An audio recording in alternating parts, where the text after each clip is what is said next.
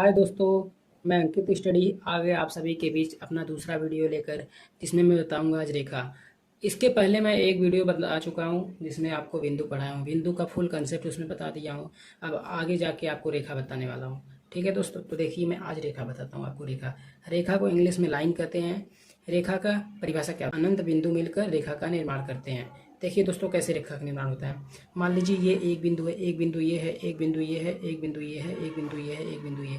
ऐसे कई सारे बिंदु मिलकर रेखा का निर्माण करेंगे, इसे ही रेखा कहते हैं। मान लीजिए फिर एक बिंदु यहाँ, एक बिंदु यहाँ, एक बिंदु यहाँ, एक बिंदु यहाँ, एक बिंदु यहाँ, एक बिंदु यहाँ, एक बिंदु यहाँ। यही बिंदु जो है मिलकर, ऐसे छोटे छोटे बिंदु मिलकर जगह जगह ये किसका निर्माण करेंगे, रेखा का ही निर्माण करते हैं। तो आपको समझ में आया, अनंत बिंदु मिलकर रेखा का निर्माण करते हैं। हाँ दोस्तों, ये एक बात जानते रहिएगा, हम लोग सुने हैं कि दो बिंदु मिलकर रेखा का निर्माण करते हैं। मतलब कि मान लीजिए ये बिंदु एक हो गया और एक बिंदु ये बी हो गया, बोलते हैं बिंदु ए और बी मिलकर रेखा का निर्माण करते हैं। तो दोस्तों ये बात गलत है। बिंदु ए और बी, ये जो दो बिंदु हैं, ये दोनों बिंदु रेखा का एक एक छोर है। एक छोर बिंदु ए और एक छोर बिंदु बी। तो दो बिंदु से रेखा का निर्माण नहीं होता है। रेखा का निर्माण अनंत बिंदुओं से होता है।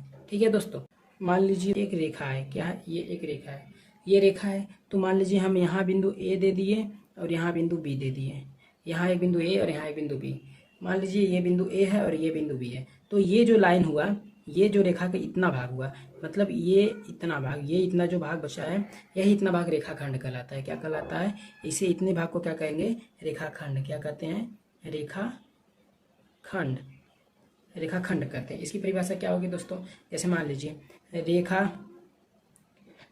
रेखा के कुछ भाग को रेखाखंड कहते हैं। रेखाखंड कहते हैं। तो देखिए दोस्तों, ये एक रेखा है। रेखा मान लीजिए ए और बी है, ये रेखा ए बी है और इसके बीच में बिंदु सी और डी दिया है। तो आपसे पूछे कि इसके बीच का रेखाखंड बताइए, तो रेखा ए बी के बीच का रेखाखंड क्या हुआ, रेखा ए बी के बीच का रेखाखंड हमारा सी और डी हुआ। यही रेखा इतना हम यहाँ निकाल लेंगे, यहाँ निकाल लेते हैं रेखा सी और रेखा डी। तो यही हमारा क्या होगा, रेखाखंड ही कहलाएगा, रेखाखंड। रेखाखंड की परिभाषा क्या है, रेखा के कुछ भाग, यानी कि ये रेखा है और रेखा के ये कुछ भाग हो गए, ये कुछ भाग हो गए, तो ये रेखाखंड कहलाएंगे। क्या कहलाएंगे, रेखाखंड। तो आगे दोस्तों हम पढ़ते हैं, आएगा हमारा वक्र रेखा। वक्र रेखा को इंग्लिश में कहते हैं कर्व लाइन। क्या कहते हैं, कर्व लाइन। कर्व लाइन क्या होता है, वह रेखा जो अपने मार्ग से विचलित होकर चलता है उसे वक्र रेखा कहते हैं। क्या कहते हैं, वक्र रेखा। वह रेखा हो, ये भी एक रेखा रहेगा क्योंकि ये रेखा का भाग है। तो वह रेखा जो अपने मार्ग से क्या होकर चले, विचलित होकर चले, उसे वक्र रेखा कहते हैं। वक्र रेखा कहते हैं। तो देखिए दोस्तों कैसे हो गई वक्र रेखा। जैसे मान लीजिए यहाँ से एक रेखा स्टार्ट की, अपने मार्ग से ऐसे ऐसे विचलित होकर चले, अपने मार्ग से विचलित होकर चले, इसे वक्र रेखा कहेंगे। ये रेखा का नाम दे दिया हम ए बी। तो यही हमारा क्या होगा, वक्र रेखा होगा। तो आगे आपको समझ में, फिर वक्र रेखा यही होता है। देख लीजिए, अपने मार्ग से विचलित होकर चले, ऐसे ऐसे जो चलते हैं उसे वक्र रेखा कहते हैं। मान लीजिए ये हमारा सी और वक्र रेखा डी। ठीक है दोस्तों, अब आगे बढ़ते हैं। आगे देखिए दोस्तों, सरल रेखा होता है। क्या, सरल रेखा। सरल रेखा को इंग्लिश में स्ट्रेट लाइन कहते हैं, स्ट्रेट लाइन। इसकी परिभाषा क्या होगी, वह रेखा जो केवल सीधी दिशा में चलता है उसे सरल रेखा कहते हैं। क्या, वह रेखा जो केवल सीधी दिशा में चले, सीधी दिशा में चले, उसे सरल रेखा कहते हैं। तो देखिए सीधी दिशा में चलता है, यानी कि मान लीजिए हमारा ये सीधी दिशा में ही हमारा रेखा चल रहा है। तो हमारा ये ए बी, ए और बी, हमारा जो ये ए बी रेखा हुआ, यही हमारा सरल रेखा हो, क्योंकि ये सीधी दिशा में चले, बस सीधी रेखा में। अगर अपने मार्ग से विचलित होकर चलेगी तो अपने मार्ग से विचलित होकर चलेगी तो वक्र रेखा हो जाएगा। यह रेखा सीधी दिशा में चलेगी तो यही हमारा सीधा रेखा होगा, सरल रेखा। सरल रेखा या सीधा रेखा। ठीक है दोस्तों, आगे बढ़ते हैं। आगे हमारा आता है संगामी रेखा। संगामी रेखा को इंग्लिश में हम कहते हैं कंकुरेंट लाइन। कंकुरेंट लाइन, मैं कल भी बिंदु में ये रेखा के बारे में बताया था, फिर आज भी बताता हूँ।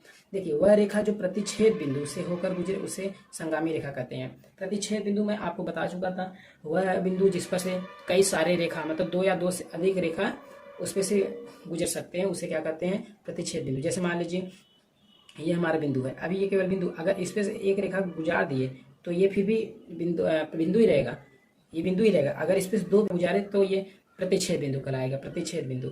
अगर दो या दो से अधिक, मान लीजिए ये बिंदु का नाम हमारा ए हो गया, इस बिंदु को भी, तो इस रेखा क्या नाम हुआ, रेखा ए बी, और इसका नाम हुआ सी और इसका नाम डी। तो इस रेखा क्या नाम हुआ, C D. Rekha A B और सी डी, इसके बीच में जो ये हमारा बिंदु है, यही हमारा कहलाएगा प्रतिच्छेद बिंदु। क्या कहलाएगा, प्रतिच्छेद बिंदु। प्रतिच्छेद बिंदु। तो दोस्तों हमारा वीडियो अच्छा लगे तो लाइक कर दीजिएगा प्लीज़। आगे देखिए, तो अब हम इसी रेखा को कहते हैं संगामी रेखा। संगामी रेखा की परिभाषा क्या है? वह रेखा जो प्रतिच्छेद बिंदु से होकर गुजरे, यानी कि हमारा प्रतिच्छेद बिंदु अगर इस पे से ये सब रेखा गुजर रहे हैं, रेखा C D, Rekha A B गुजर रहे हैं, तो यही हमारा क्या होगा? संगामी रेखा। तो यही हमारा क्या होगा? संगामी रेखा।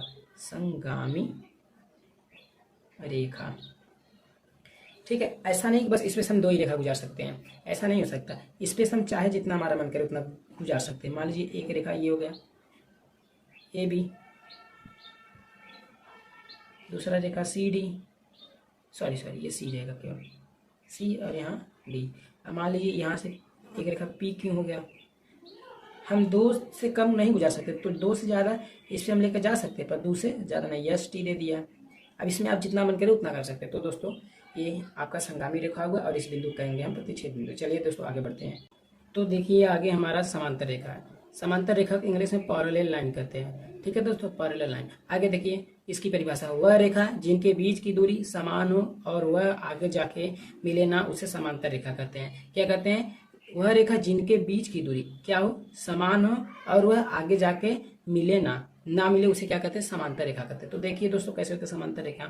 मान लीजिए ये अगर ऐसे हमारा रेखा हो जाएगा तो ये हमारा सीधा रेखा हो जाएगा, मतलब सरल रेखा।